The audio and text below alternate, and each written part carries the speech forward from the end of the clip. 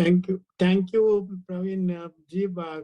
Thank you very much, Mr. Mukundan, Professor Pandit, Maulik, and other dignitaries on the dais. I am far away in the United States, and so since I had committed to participate, I said I will do it online. So net zero and sustainability are very big words which are used across the world, and particularly in this regard, like Praveenji mentioned, green hydrogen technology. Then carbon dioxide will be the new oil because carbon dioxide will be used as a feedstock, waste biomass valorization to chemicals, materials, fuels, because we will not have any crude oil by the year 2050. And the waste plastic recycling, because plastic will be a very big source of chemicals and materials. So in all these issues, green chemistry and engineering, which particularly involve the atomic economical processes, innovative catalysis, process intensification, which will use cost-effective reactors and separators because these are all multi-phase reactions. They will play a very big role in this. And particularly our country as well as other countries want to decarbonize all sectors, whether it is energy sector or industries, agriculture, and transport and buildings and whatnot. So it is a very important thing for us. However, in this case, as it was mentioned some time back by Praveenji, this ESG, the environment, social, and governance reporting is going to be very important because every company must have a climate change strategies. They must look at biodiversity, water efficiency, energy efficiency, carbon intensity, and like Mr. Mukundan was mentioning, that green credit, which is very good thing which is going to happen. Remember, before the pandemic, the carbon dioxide concentrations in the atmosphere, particularly in January 2020, were 410 ppm. During the year, practically we had no economic activity. Still, we added 2 ppm, and today it is almost 422 ppm. And it is believed that if we continue with this rate, this so-called 1.5 degrees C will be achieved by 2027. That is the latest report. That means we have to really worry for this net zero emissions, and every industry, particularly the chemical and power industries, must look at all this, whether it is transport. So for example, in the case of transport, the shipping industry, which emits something like 2.5% of carbon dioxide, will go into green hydrogen or ammonia or methanol, things like that. So it is going to be important next few years. By 2047, we'll be 100 years independent nation.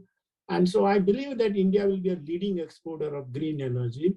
And what is called that the energy earth shot, which is the so-called 1-1-1 policy, that is 1 kilo hydrogen in $1 in 1 decade. That was announced in 2021.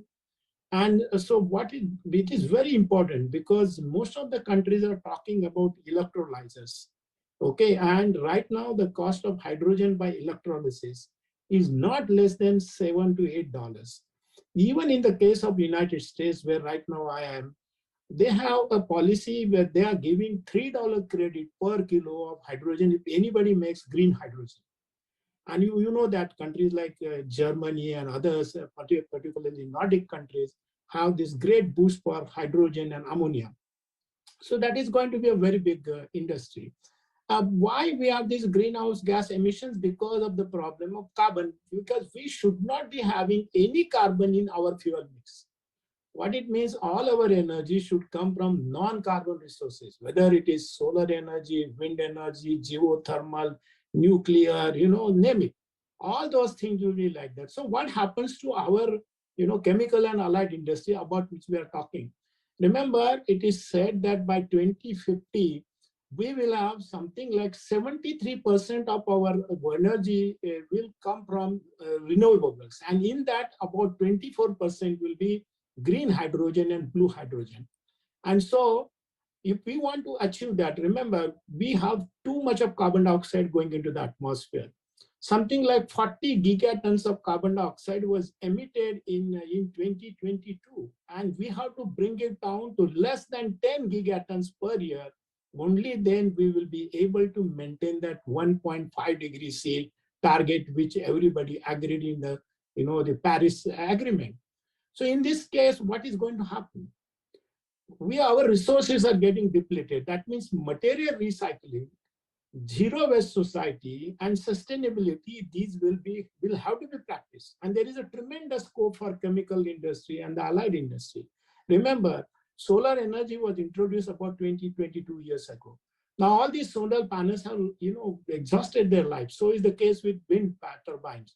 So we have a lot of material in the form of used solar panels, wind turbines, plastics, batteries, construction and debris, all sorts of waste, whether it is solid, liquid, gas, all of that has to be recycled, reused. And this is where recycle engineering will be the next buzzword. So chemical engineers will have great scope, because chemical engineering talks about physical rate processes, chemical rate processes, biological rate processes, process intensification, and all those things. And this is what is going to happen. So we have to take the case of circular economy. And this is where I always say this, although I show it as a joke, but my new scientific trinity, like Brahma, Vishnu, Mahesh, is the solar energy, wind energy, and hydrogen energy. And hydrogen is going to be the prime devas. Okay, that's what we can. Why? Because hydrogen is also going to give us chemicals, materials, polymers, and whatnot. So hydrogen production is one of the important things. And in my own lab, we have been working on this water treating process, where we initially worked on sulfur iodine, and now we work on copper chlorine. And I've been claiming this since 2015. I can produce hydrogen in less than $1, provided I have 100 tons per day capacity. And we are now building a plant in Goa. At the same time, we are also doing work on carbon dioxide to methanol, carbon dioxide to dimethyl ether, carbon dioxide to hydrocarbons, including methane and formic acid. And all these processes we have patented. And I can assure you that this is what is going to the next line of action for chemical industry. And then once you take biomass, whether it is waste biomass or any woody biomass, cellulose, hemicellulose, lignin, most of the time lignin is used as a fuel. But lignin is a very big source of chemicals and materials. So you can do hydrogenation and oxidation of lignins and produce variety of very valuable chemicals. So although our government talks a lot about, for example, using bioethanol as a fuel additive, personally, I don't think it is a good idea for years to come, because carbon should not be used as a part of any fuel. Instead, ethanol should be used for making chemicals, and about a dozen very valuable chemicals and polymers can be made by using ethanol. Many of you may not know that when we became independent in North India, ethanol-based cars were used. And now we are going back to the same thing. So this is very, very important for all of us to discuss these issues and look at the circular economy. So as far as hydrogen is concerned, we can use it for green power. We can use transportation, two-wheelers, three-wheelers, four-wheelers, or synthetic fuels from carbon dioxide. So carbon dioxide becomes a new oil. Okay, then upgrading of bio oil. When you do pyrolysis of biomass, you get bio oil. That bio oil has to be hydrogenated. Then only it becomes useful. Then you can do green ammonia. You take nitrogen from air and hydrogen from water splitting. And remember that oxygen is also very, very important. Then other industry which is to be green is the steel industry. Particularly, 1 ton of steel produces 2.38 tons of carbon dioxide. So green hydrogen will be very useful for that industry. And so same is the case. A chemical and allied industry use very little quantity of hydrogen, not more than 3%. So, and at the same time, waste plastic, because what has happened, and this is also one of the things which our government should need to have a relook. We have banned single-use plastic, and I wrote some article in Province magazine. My personal belief is that why we are banning it, because we think nature is not taking care of it. Why nature is? Because we are just abandoning it, dumping it, because it is free. So if there is some cost, a deposit on every article, irrespective of size and weight, people will be encouraged to return it. Like you have a newspaper boy coming to your home, dropping the newspaper, the housewife never throws the newspaper. She will collect it and sell it. Similarly, another boy comes and collects the, waste plastic, whether it is polythene bag or something else. And that is the way it will add to the circular economy and hydrogenation of plastic. All sorts of mixed hydrogen plastic can be hydrogenated to produce hydrocarbons. Supposing it is containing chlorine, nitrogen, or sulfur, these technologies are known because H2S, ammonia, or HCl, all these absorption technologies are known. So if we do not make the society responsible, then plastic waste will increase. So yes, plastic pollution is there, but henceforth, because there is no substitute for plastic, believe me, although we talk about paper, plastic was introduced to, as a substitute for paper. Just because it is free, people are dumping it. So nothing free should be given. Suppose the article is costing 5 rupees, 10 rupees, people will be encouraged to return that piece of article and get their money anywhere in the country, and that will encourage the digital economy. Ladies and gentlemen, I believe the biggest sector to use green hydrogen will be refineries again, because there are 8 processes where hydrogen is required. And they are using this steam reforming of methane. So steam reforming of methane produces 11 kg of carbon dioxide per kg of hydrogen.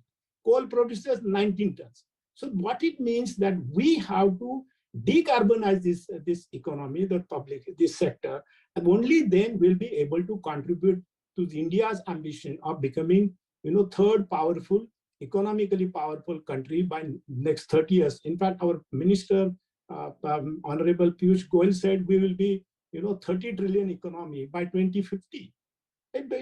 Yes, it is possible, provided we encourage innovation. And this is where new catalytic processes, new kinds of resource, and this will be both chemical and biological. Remember, because biomass is going to be one of our big source of, chemicals, materials, and space.